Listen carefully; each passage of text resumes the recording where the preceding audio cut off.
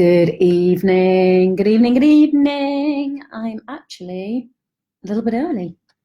So whilst I am a little bit early, I am going to do what I recommend that people do, which is go onto my phone, which has just very kindly switched itself off, where I usually have it ready to go, so that I can share this video onto my other page. And that's what I'd encourage you to do. It's really simple. You just scroll down to where the video is. Ooh, which way? There you go. Look, there's me. It's not playing, obviously, because I've not pressed the live button. And then you can just press the share button like you would in any other Facebook post, and just share. There we go. Done. Shared it to a different place. Good evening, Caroline. How are you? You've jumped on early. It's lovely to have you here, and being the first person to drop in and say hi, which is also great because it's setting the precedent to welcome everybody. Be you a newbie, be you a regular, be you a curious little bunny, whatever it may be. Do drop down and say hi, because wherever you are in the world, it's always nice to at least give you a shout out and say hi, even if you don't feel comfortable with commenting any further than that. And as I'm saying that, there's Tiffany. Good evening, Tiffany. It's lovely to have you here as well. Anybody else feeling brave, want to drop down and say hi? If you don't feel brave enough to drop down and say hi, then just give me the thumbs up. Just let me know that you're there. It's always great, because I can see who's there, but I'm not in the habit of shouting people out that may be liking to lurk, because some people do like to lurk, and that's fine too.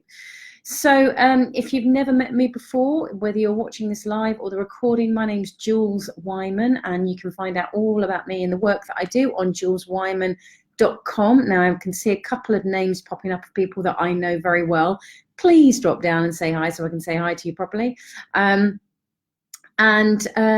Yeah, life has been very interesting the last week, and since I last spoke to you last week on the Confidence Conversation, I'm not going to go into detail, but needless to say, I've not been very well, and had some very interesting insights into what true self-care is. And I am going to do shout out, not lurking. Hey, Ruth. I am going to, I hope you're well, my lovely, and that it's all fabulous over there in the wonderful green Emerald Isle. So I am going to do a specific, I'm probably going to do a blog about it this week, actually, to go out next week, because I've had some interesting conversations around thanking my darling. Ruth says I'm looking fab, which is great, considering that I haven't actually left the house today, which is great. Anyway, so I am going to be doing some stuff around self-care, because it is this topic that's being bounded around. I had a conversation with a 16-year-old at the weekend about it and what her perception of self-care is, because obviously she follows social media, and I have quite a different take on it. And I really had to listen to my own version of self-care last week, and it was a challenge. It was a challenge. So it's been a bit of an interesting week, and that's part of why I decided to have the topic about overthinking this evening, or that excessive thinking, or the brain that's really active. But as ever, the moment I've decided on a topic, it crops up, not led by me, led by clients or delegates in workshops. I've just remembered don't think I've switched my phone off. There we go, I haven't. And I always find that really fascinating. So that's going to be the topic of this evening's conversation. Now, whether you are watching live or whether you are watching on the recording, my invitation to you is to join in, and even if it is just dropping down and saying hi, because it is great to be able to give you a shout out, because we've at least got, I know we've got some York contingents in. Actually, Caroline, I'm not sure where you are in the world, my lovely. You'll have to let me know.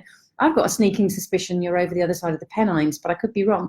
I know we've got Ireland in the house. Who else have we got in the house? Have we got other parts of the UK, other parts of the world? I know that sometimes we get Jade, good evening, my lovely. It's lovely to have you here. We get people from the US. We get all sorts of places, people joining in. So I am feeling much better, thank you, Jade. Now I've got some clarity on what's going on. I could then start to do some things for myself, and which, again, could be a blog post. Let me grab a quick post-it. This is what happens when I start thinking in a good way, is these ideas pop and I'm like, oh, I could do that and I could do that. So I need to just capture them because otherwise I won't remember them. Anyway, back to this evening, back to you. You're in Crewe in Cheshire. See, I thought you were on the other side of the Pennines. That is the other side of the Pennines, isn't that? Yeah, I think it is. I've never been to Crewe. I always, when I hear of Crewe, I did a show years ago when I worked in a theatre called Woman in Black, and there is when he boards the train, he talks about having to get off at Crewe. That's my only reference to Crewe. I have no other reference. And I can't even remember what that is that he talks about having to, I think he has to change trains at Crewe or something like that. Cheers. So yeah, if you are new to this, or if you're watching on the recording, or if you are a regular, then please feel free to type at any point, whether it is just saying hello, like so many of you have this evening, or whether it is asking a question, sharing your thoughts on what I've just said, because the whole point of this is that it is a conversation. I am giving you my thoughts and my perspectives from where I'm at the moment. So these are not facts. This is still an exploration for me. And so I welcome your thoughts. And the same thing, it's the home of Bentley Motors, or you can send me one of those over whenever you like, Caroline, I don't mind. Woman in Black, wasn't it scary? Yeah, Sound Q50 was the best. Loved doing that. Sound Q50, see how loud the audience want to go scream, and then you knew you were going to be in for a good night. Great show. Anyway. So interact, even if it is slightly off tangent. This is what's really important about this. It is a conversation. It is about you joining in. So please don't wait. And whether that is by doing the comments, as so many of you are, whether it's by doing the emojis, let's see if you can be quick off the mark with the emojis, whether it's thumbs, whether it's a heart, or whether it's choose whatever. I really don't mind. Go for it with your emojis. Let's give me some emoji loving, and seeing how quickly you can do those and get those going. But the whole point of this, as I've said on so many occasions, is it's my way of giving back. It's about planting seeds, give you there come the emojis, give you the opportunity from wherever you're at, hopefully plant some seeds to give you some insights, and see where it takes you. It might help you answer some questions for yourself around, you'll need to tag her properly, Ruth, because that hasn't tagged Barbara, whoever Barbara is. You'll need to tag her properly. It hasn't come up. Just so that you know.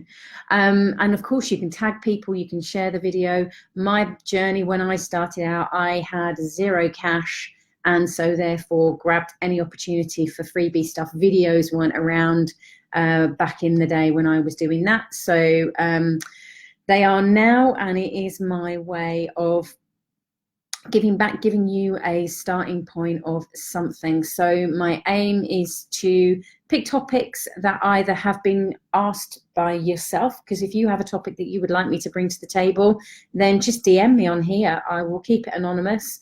I might email you back or message you back, just to get clarity on what your question is. But definitely, if you've got a topic that you think, yeah, I really want this covered, then message me. Absolutely, please do. I'm always open to what you want more of, because whilst I may know some of you on here, I've either worked with you or I've known you for a long time as a friend, whatever it may be. Oh, you've done it that way. Well done, Ruth. I just got a ping up. That's what distracts me. So whether I know you, you've been a client, you've come on a workshop, whether you have just been following the page, whether you've met me via Ruth, because Ruth's just recommended you to me, whatever it is, it really doesn't matter.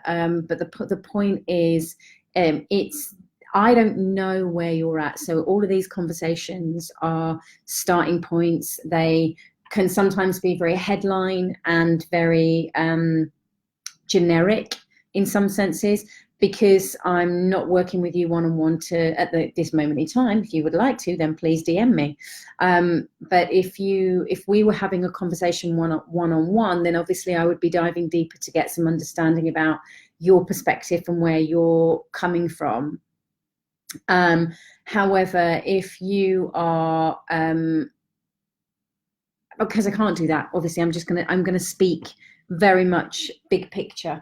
And where this particular topic is concerned, I am going to probably, although it will, I'm only going to give you one tip, as it were, as to what to do to help with overthinking or an active brain, or when you're excessively thinking about something.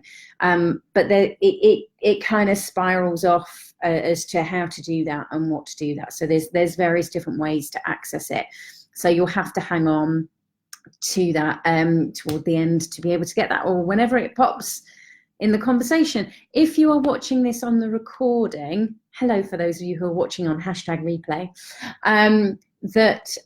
please do message in exactly the same way as you would do if you were watching live, basically. So jump in and comment, because like with anything on Facebook, I get notifications. So I always come back as those notifications come through. I always come back, and I always comment and communicate with those people, even if it is literally just they've said, "Hi, Jules," and I say hello. I still come back and do that, because it's important. This is a conversation. This is about you and how best I can help you. So as I go through this conversation and this particular topic, if you have specific questions around things, if things don't make sense, if you want me to dive a bit deeper, if it sparks a question, if you have an experience you want to share, if you have a different perspective, I don't mind what it is. Please, I'm going to say it again, do not wait to be invited to contribute. Your contribution is welcome at any time. All I will say is the way that it's set up on my screen is that it doesn't always, I have to scroll down sometimes to be able to see the comments. So I may not see your comments pop up immediately. So if I don't get to them immediately, don't worry. And also, just so that you know, there is a time delay. I think it's roughly around about 15 seconds-ish, because it's live TV. It's a live broadcast, so therefore there is a time delay. Not that it's because they're trying to block me swearing, because for those of you who have never watched this before, I randomly may swear. So if you have got little ones around, please be mindful of that. It's not a, what's the word I'm looking for? It's not intentional. Sometimes it just pops out. So yeah, just be mindful of that. I just realized that my emails are still on and they could ping. So let me switch those off. Done. Okay. So for giving you enough information, enough of a lead in and chat with you all and spoken about sound cues and things for Woman in Black. Okay. So overthinking. I would like to know if you class yourself as an overthinker, or if you think you're an excessive thinker, or if you think that you just have an active brain. So you can either just put OT, ET, so overthinker is OT, just put it in the comments box, OT, ET, excessive thinker, or OA, overthinker, sorry, overactive. You could put OAB if you wanted to, or even just yes. You've never heard me swear, Ruth. You were there at the conference. I know I dropped a little bomb or two there. Right. Whilst you're doing that, whilst you're typing that in, so overthinker is OT, excessive thinker is ET, or if you think that you've got an overactive brain is OA. Put that below. Thank you, Katrina. Oh yes, I have a very active brain. Thank you, Tiffany. As they're all coming in, I'm just going to keep going. OT, brilliant. There's lots of emojis coming in as well. So one of the things, OT Caroline, the reason I distinguished it out between an overthinker, excessive thinker, and active brain is because basically people talk about it in a different way. Barbara's saying overthinker. And I think that it's important to acknowledge that whilst there may be crossovers, there may be slight differences as well. And also having been overactive as well. Tiffany, that's brilliant. Well, it's not brilliant. OT Jade. Jade, you've never been OT, darling. So it's important to recognize we talk about it in a different way. So what I've noticed both for myself and for clients, that when this overthinking happens, for me personally, it's the image that comes into my head is like it's like a car that's got stuck either in snow or mud, and that you're trying to accelerate away from the position that you're in, but the tires are just spinning. So whilst it feels like you're moving and it sounds like you're moving, you're actually just spinning and not really going anywhere. Can you relate to that? Would you agree with that? Give me some thumbs up if that's what that experience feels like for you, whether it's overthinking, excessive thinking, or active brain thinking, overactive brain. Does that relate to you? Give me some thumbs up if that relates to you. So it might sound like you're progressing because you can hear a noise. There's loads of emojis coming in. Okay, so obviously that's making sense for people. Okay, so what I've noticed is I'm going to use this the context of around meditation. Now, whether you have or haven't meditated specifically, if you're an overthinker, or if you are have an active brain or an overactive brain, or you're an excessive thinker, you may have experienced this when you have gone on holiday and you just want to chill out, or that you're sat at home with a nice cup of tea, and you can tell I'm British, can't you? Nice cup of tea, and you just want to take 5 minutes to yourself, but this stuff is spinning and spinning and spinning and spinning. Or it may be that you're really tired and you get into bed and poof, there it goes again. Make sense? So even if I know that some people will sit and meditate, and I can remember the very first time I sat and meditated. I had a colleague that I worked with over in Leeds, and he'd just been on what I thought was the most amazing trip ever. So I'm talking 20 years ago, in fact, that he had just been on this amazing trip around Tibet and Nepal and the Himalayas, and this thumb's coming in, so I'm assuming this is making sense. And he was talking about the time that he was spending with these monks and about meditation. And I'd never meditated, but it was something, I didn't really know anybody then that meditated, but it really intrigued me. And I there was something I just wanted. I wanted it. I wanted what he was talking about. Wasn't so keen on the shaven head, but I wanted what he was talking about. So he lent me this book, which gave the instructions of how to do it, which was basically sit down cross-legged. It wasn't the lotus position or anything like that. It was just, in fact, don't even think it was sit down cross-legged. I think it was actually just sit on the floor, and just sit there and close your eyes and notice your breathing. How long, in fact, okay, I'm not going to tell you. How long do you think I lasted doing that? How long do you think I lasted doing that? I can remember where it was. It was actually, I bizarrely enough live on the same street that I lived on 20 years ago, and so it's down that end of the street, and it was in the front bedroom there, so I can remember distinctly where it was. How long do you think I lasted doing that? So sitting down and just focusing on my breathing. You see, when we're overthinking, what we're really doing, just like the car that's stuck in the mud, that's got the wheels spinning, it's not dissimilar. It's the same stuff that's just going round and round and round and round and round. And very rarely does that process of going round and round and overthinking stuff really help us come to a solution. No one's taken a guess. That's really interesting. What it does is it creates an illusion of a safe place, because all of that overthinking, that thinking that you've been doing excessively for a long period of time, you know very well.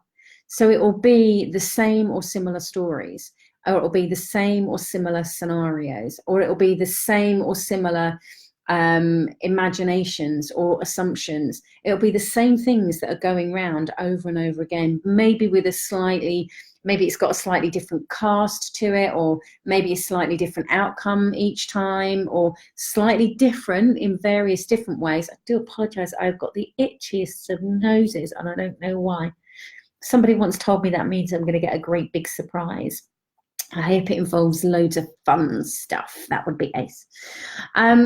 And basically, if we're going over the same thing, it's the cliched statement that is linked to Einstein, which is the definition of insanity. If you do the same thing over and over again, and you're only going to get the same result, or doing the same thing again but expecting a different result is the definition of insanity. And it's the same thing with the thinking. If you're going to be thinking over and over again in the same way, you're not really going to get a different outcome.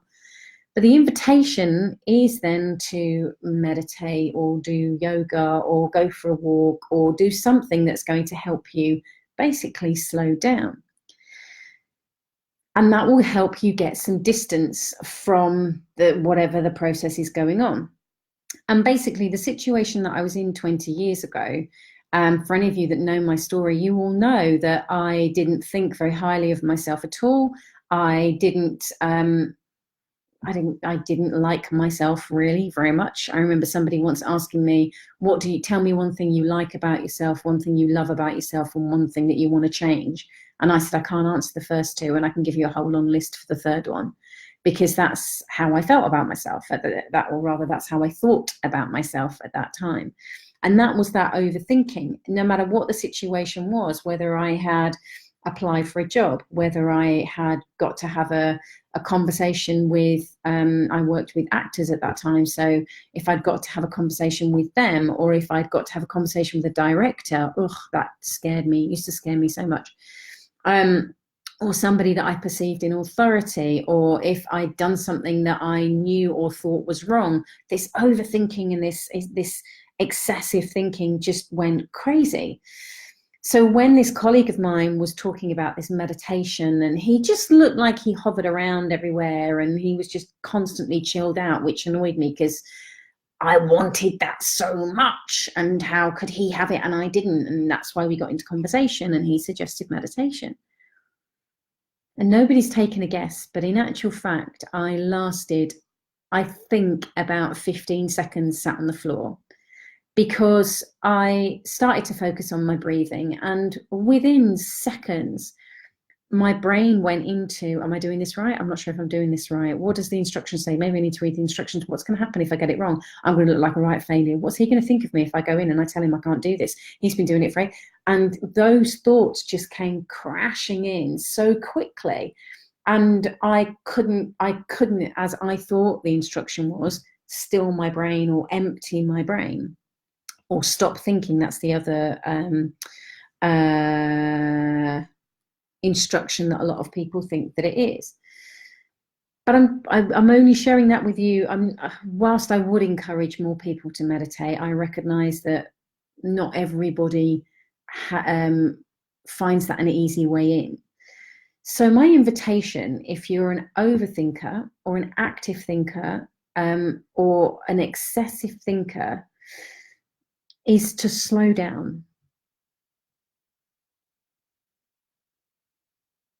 And sometimes that does mean just pausing for a few seconds, taking 3 deep breaths if you need to. Can someone just give me the thumbs up that you can still hear me okay, by the way, because my thing seems to have stopped.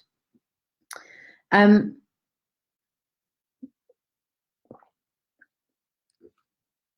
this isn't something, just by giving you the instruction of slowing down, and that will help. Thank you, whoever did that. That's awesome. Of slowing down doesn't mean to say that that's it. You've heard it. It will work. This is a practice. And the reason it's a practice is because this overthinking, this excessive thinking, this overactive brain that you think that you have that is just you is not.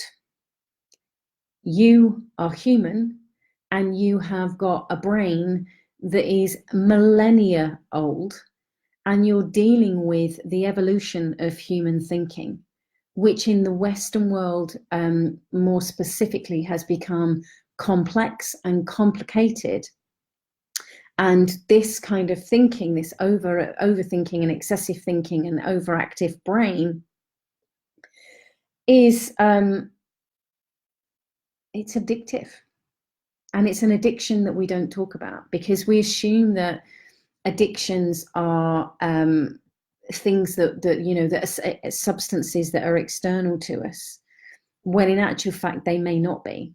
Or we think that they're behaviors that have been created because of, but in actual fact, these are things that are this compelling, it's compelling thinking. It's seductive, by the way, just like most addictions are, even if it's an addiction to shopping or social media or chocolate or even alcohol and drugs, and I've been there with all of them, with smoking, etc. It's addictive. So first and foremost, recognize that. So give yourself a break. So you can then just take, even if it is count to 10, and if that's too much, count to 5, and just slow down. And from that space, what you can do there is start to get in contact with your senses, for example. So for me, I don't tend to notice smells very much unless they're really pungent. So I always, that's something that I go to first, because I can see, I'm very blessed with that. I can hear, I'm very blessed with that. I can touch, and I know I can taste. And they're things that I can access quite quickly. But when I pause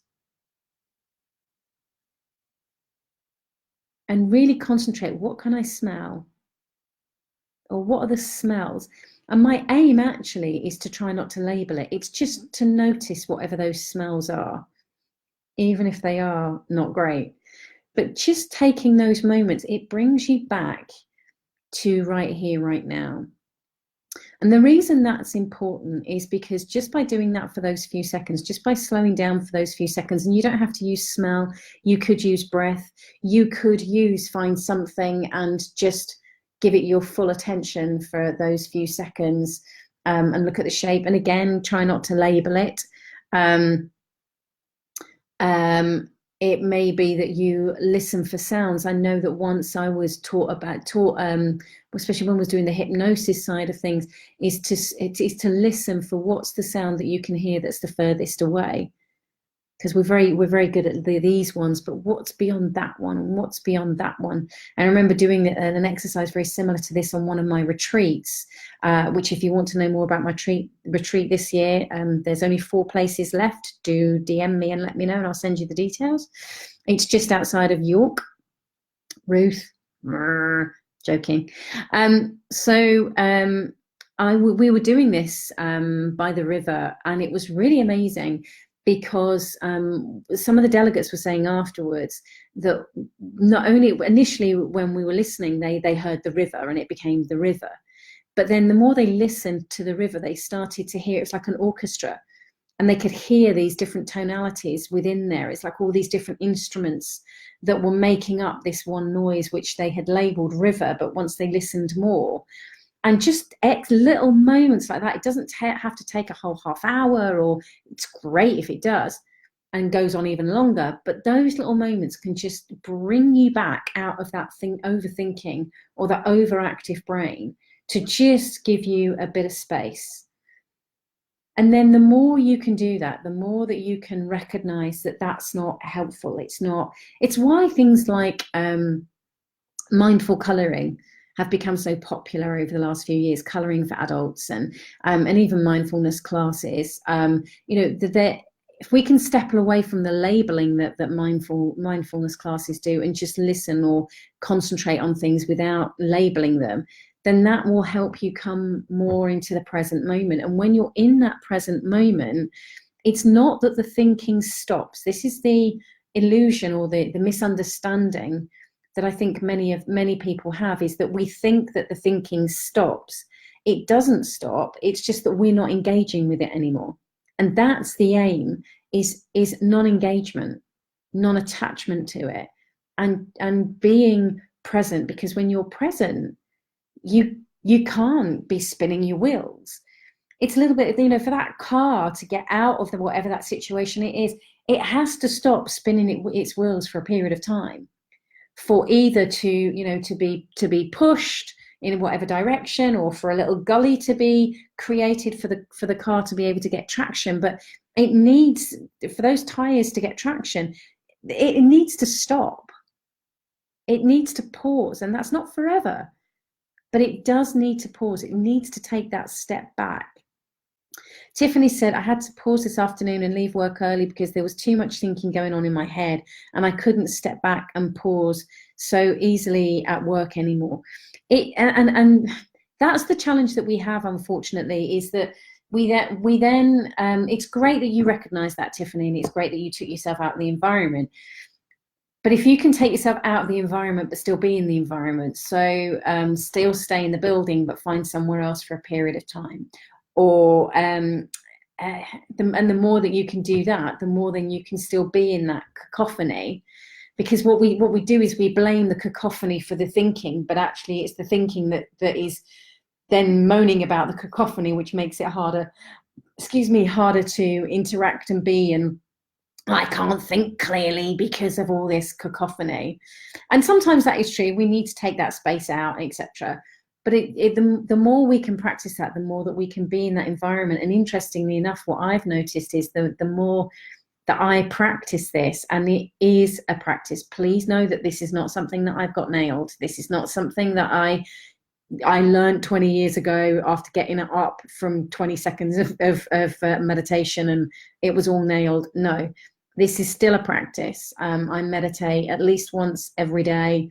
And that could be anything from 5 minutes to an hour, depending on what time I've got, and also what I think excuse me, is needed at that moment in time as well. So this is a practice, but the more that you can do that and use your senses without naming things, the more it will just give you those breathers, those moments away from that thinking. And the more that you can do that, there's loads of other tools that I can give you, but in all honesty, I do them in my live workshops, and two, I don't know where you're at. I don't know what level you're at, and therefore what specific tools. And we'd be here all night with me going, oh, and try this one, and what about this one, and that can be not helpful, because then it becomes, well, which one, the wheels start spinning again, because it's which one is the right one to use in this moment in time.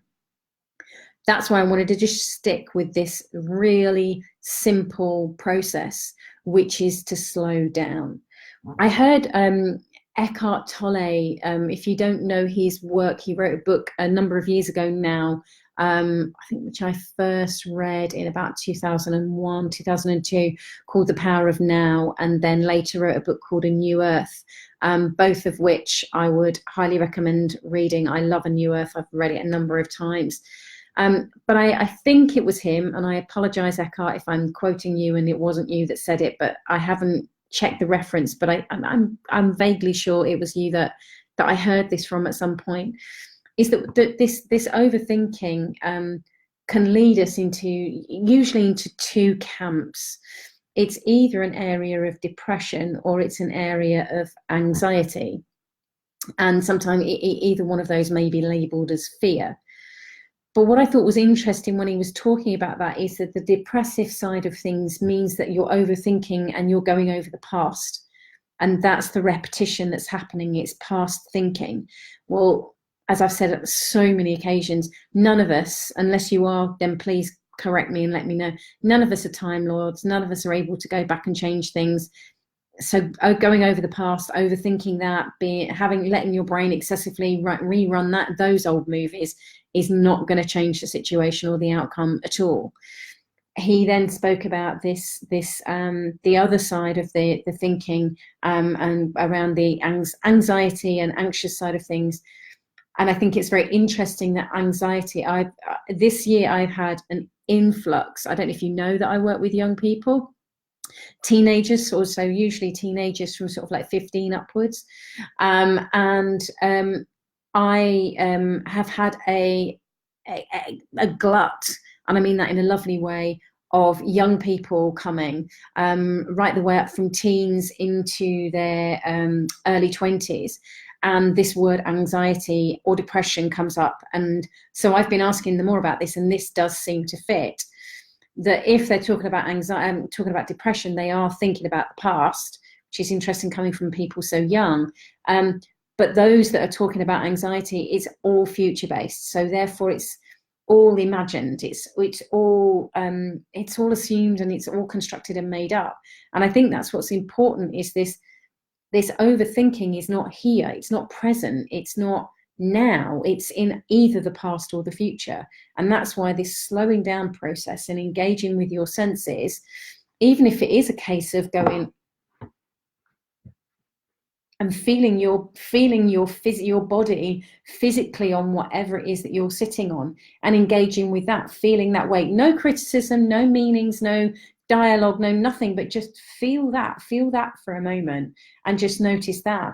That helps you move away from that past, away from that anxiety, that future rather, and bring you into this moment and give you a bit of space so that your wheels can stop spinning and you can get some traction out of that overthinking.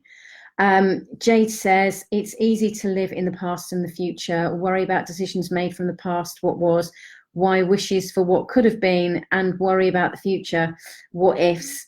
How can I change a circumstance that could happen? It's crushing. I find I think that's meant to be I never live in the now. It's broken me a few times and had to recenter to the point, living days hour by hour at a time, but it worked. Overthinking sucks. Anxiety is hell. Thank you for sharing that, Jade. I really appreciate that. And I'm pretty sure that what you've said there really will resonate with people, that this overthinking about the future. And I think what you've said there about how can I change a circumstance that could happen? Well, you can't. Nobody can. You know, and I know that you're a parent. And I have this discussion with parents all the time. You know, they talk about wanting to protect their kids. Well, you can only do what you can do. You know, I've got two sisters that I'm working with that are both teenagers, and their mum messaged me about, you know, I just want to be the best guide and be the best guide I can be, and help them in the best way that I can. And I sent her my stock phrase, which is a quote from Tony Robbins, which is, I always do the very best I can with the resources I have at this moment in time. I think this is where I actually can't stand, and I can't stand this. I am going to go off on one. I can't stand the narrative that is being pumped out there in mainstream. To me, this is worse than diet culture. This is worse than the beauty industry. This is worse than, you know, this whole must look a certain way thing. It's like, you've got to be happy, you've got to be sorted, you've got to be in control. I'm going to swear, Ruth. Bullshit. It's absolutely bullshit, because life happens. Life happens. In the last 8 years, I've lost count of the amount of people that are extremely dear to me that have died, either through natural causes or they've taken their own life. Some of them were 36 years old. Others, yes, were in their, I think the oldest would have been in their 80s. But nonetheless, no, 90s, sorry. That they're hard. They're shit things that happen. It's hard.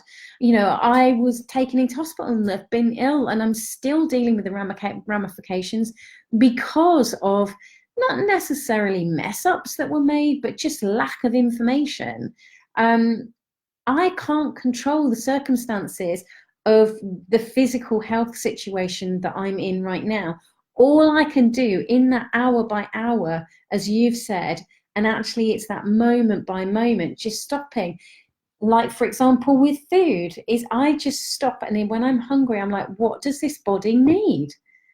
You know, if I'd have followed the rules of I'm meant to have breakfast, lunch, and dinner, when a friend came over on Friday, and we were meant to be having dinner together, she was bringing her own dinner. So she was getting on and sorting that. And she said, what are you having? I went, I'm just not hungry. And so I made myself something else that was a smoothie, because actually that's what I felt I needed at that moment in time.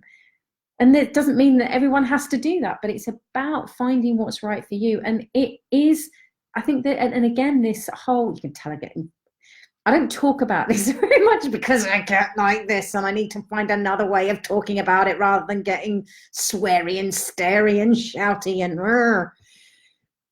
But I think that's the other thing, is that you know, people have said to me before now, oh, you've got it all together, you've got it sorted. Bollocks, have I? This is a day by day process for me. You ask any one of my friends, they know I haven't got all my shizzle together. You know, they know what's going down for me, and that I have to put things, you know, work out what's happening, as do they.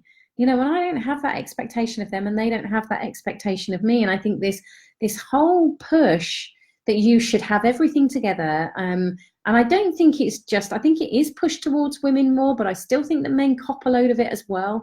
You know, you're meant to be strong, you're meant to know what you're wanting, you can have it all, and it's just crap that's not helpful.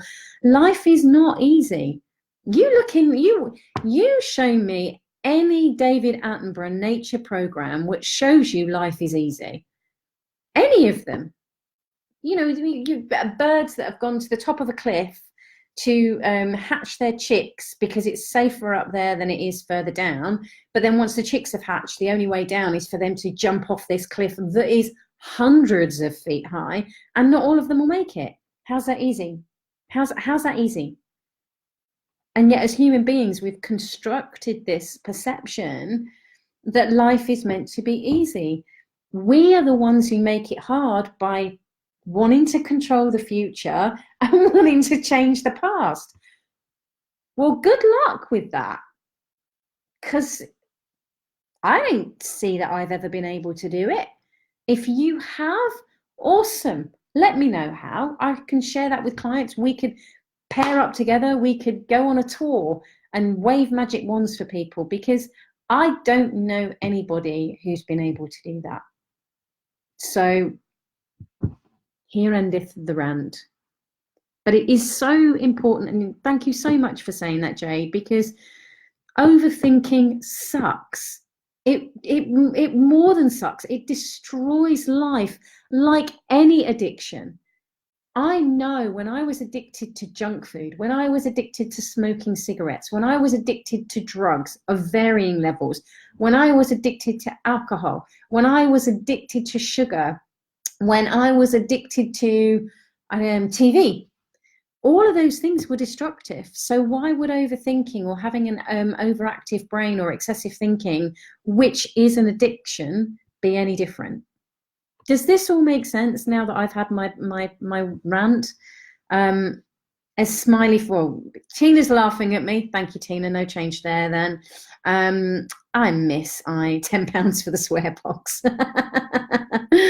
Ah, dear. Michelle, it's lovely to have you here as well. It's so important to recognize all of those things. You know, I'm sure Michelle won't mind saying, because, you know, she's spoken openly on my website about her story and her journey of leaving a corporate job to setting up her own business, which she is flying in and doing amazingly well, because she is uber talented, but couldn't see that. And that was that overthinking that was, you were spinning your wheels. And I'm pretty sure, you know, worrying about that future. Am I going to be able to pay the mortgage? Am I going to be able to, you know, cover this, that, and the other, which I get, I understand why it happens. But when you bring it back to the present moment, thank you, Tina.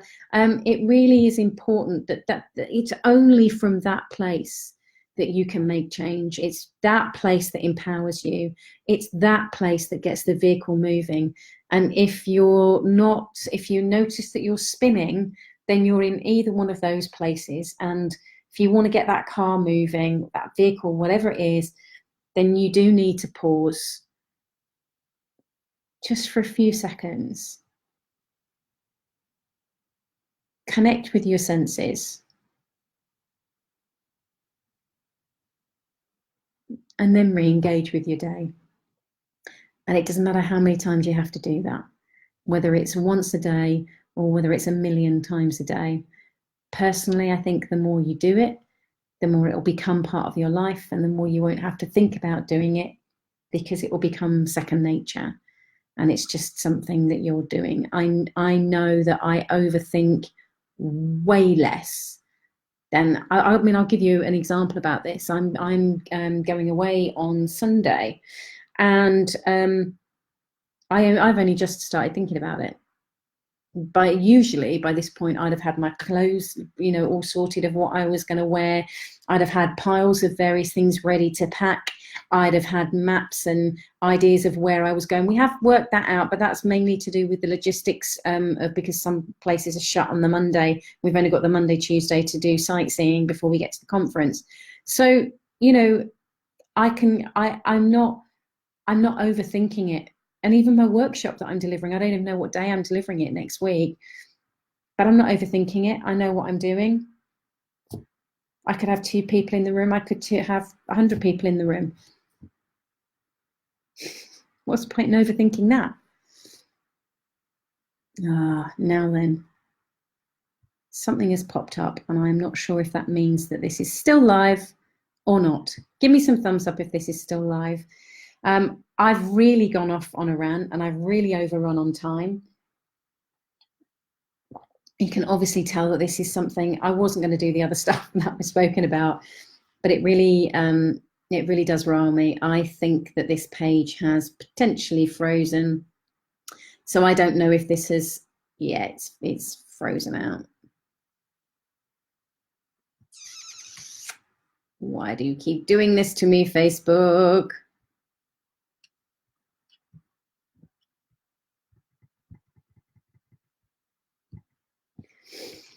I'm a different person. Oh, I shouldn't be singing just in case it clicks back on. You really don't want that, do you? Right, let's see if I can get on this way.